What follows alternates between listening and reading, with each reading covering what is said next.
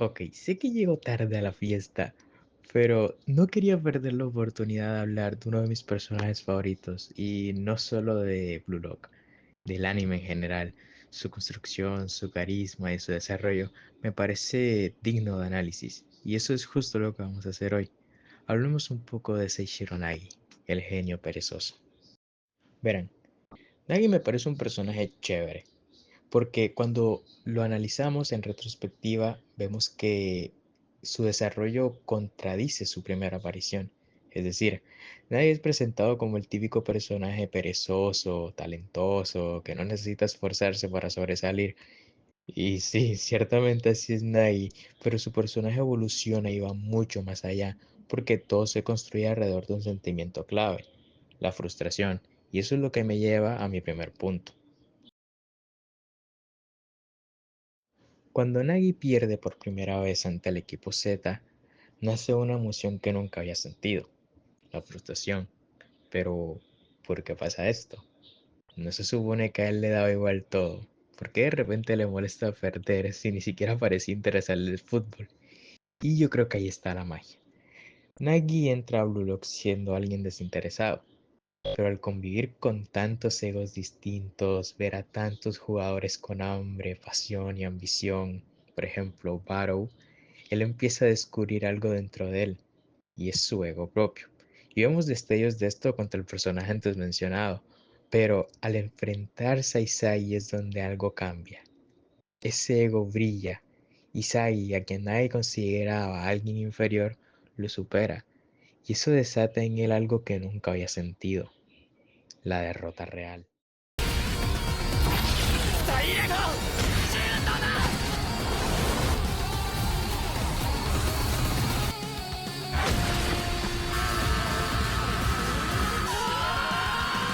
まだ時間ある。ナギ、お前、あと2点取ればまだ。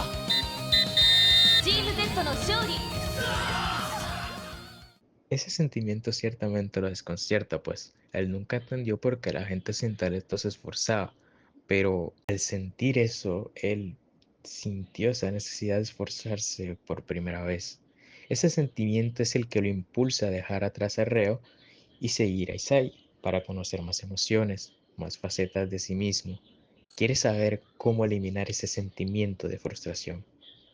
Con Isai, Nagi descubre algo a lo que él posteriormente llamaría fuego, que representa esa pasión, esa adrenalina cuando hace las jugadas más épicas y se siente el centro del mundo. Isai en sí funciona como un catalizador. Él le enseña qué es la pasión, pero también le enseña qué es perder. Y la interacción en estos dos, la verdad, es muy buena. El juntar a estos dos personajes en esta parte de la historia me parece brillante, porque son los dos protagonistas, pero también se parecen mucho, y eso hace que se complementen. ¿Recuerdan eso que mencioné hace un rato sobre que Nai desea conocer más? Eso es curiosidad y no le suena de algo. Nai e Isagi, a pesar de que tienen un enfoque diferente, son muy similares el uno del otro.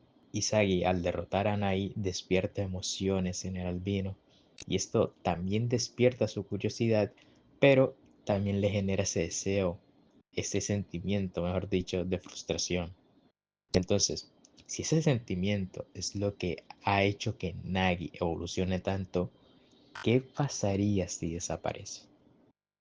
Eso nos lleva al siguiente punto.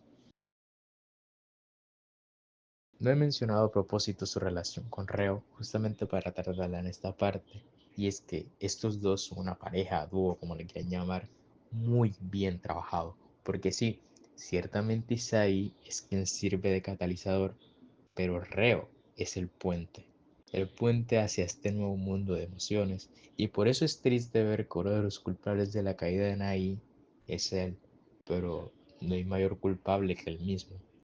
La relación de estos dos es un arma de doble filo. Según la explicación de Isagi sobre los tipos de ego, yo interpreto que Nagi tiene un ego individualista y restrictivo, es decir, que este rinde mejor bajo presión individual, aislado y sin depender de nadie. Y eso contrasta con lo que Reo representa para él, una zona de confort.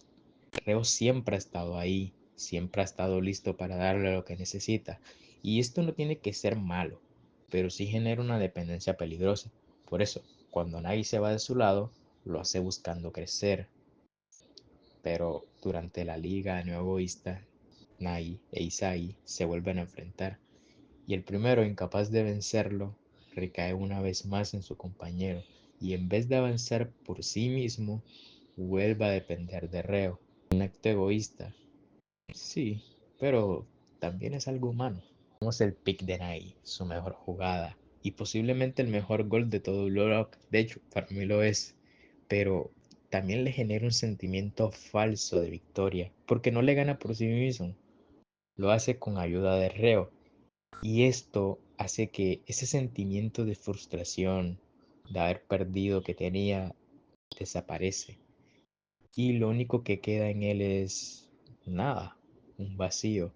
Siento que Ego lo explica bien con su analogía sobre que una bestia con el estómago vacío olvida cómo cazar, porque sin un nuevo reto, sin pasión y sin necesidad, Nagi se estanca y aparece un sentimiento que curiosamente antes había presagiado Loki, el miedo. Pero ¿miedo por qué? Porque Reo, el mismo que lo impulsó, sigue avanzando solo. Nagi desarrolla un miedo a quedarse atrás, pero sobre todo le tiene miedo a quedarse solo. Y esta dependencia lo hace incapaz de seguir avanzando. Algo que se muestra muy bien en este panel, con su ego a un lado y Reo del otro. Un verdadero egoísta habría seguido su ego, pero este no fue el caso. Luego de su eliminación en la Liga Novoista, vemos unos capítulos centrados en él, unos capítulos muy buenos si me preguntan a mí, donde vemos cuánto ha cambiado. Pasó de ser alguien inexpresivo a mostrar emociones genuinas, tristeza, enojo, vergüenza, e incluso vuelve a intentar depender de Reo sabiendo que es patético. Él mismo es consciente de lo que está haciendo es inútil y por eso le duele tanto, porque sabe que perdió la oportunidad que tenía en Blue Lock y que todo es su culpa. Lo que más le duele es que ya no haya vuelta atrás. Siente que se quedó estancado y que todos han avanzado sin él. Luego de hacer un berrinche y pasar pena en Blue Lock, se encuentra con Buratsuta, el cual lo estaba buscando por su popularidad. Y es que su gol en la NEL fue el más visto. A sus ojos, nadie es sinónimo de ganancias. Y digamos que al viejo ese le gusta un poquito el dinero. Habla con Nagi y le revela su trato con Ego. Le dice que puede volver, pero que para eso tiene que destruir Blue Lock.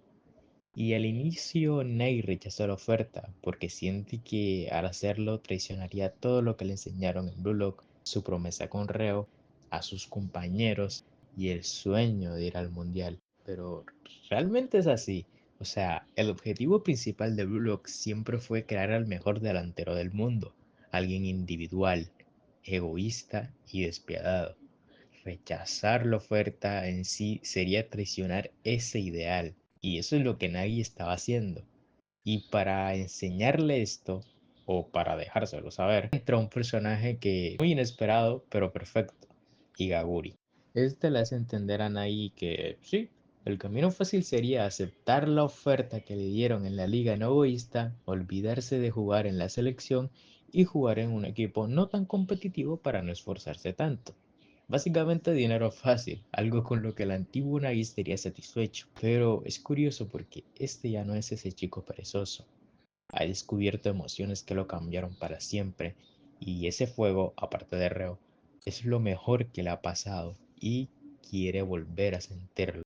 Para no hacerlo tan largo, finalmente Nai acepta. Entiende que no tiene que depender de Reo o de Isagi, tiene que jugar para él mismo. Su ego despierta otra vez, mostrado por esas calaveras, más firme, más maduro y listo para convertirse en el mejor delantero del mundo. Si llegaste a esta parte del video, solo quería agradecerte porque la verdad sí está larguito, pero pues solo quería hablar de uno de mis personajes favoritos hasta que me atreví.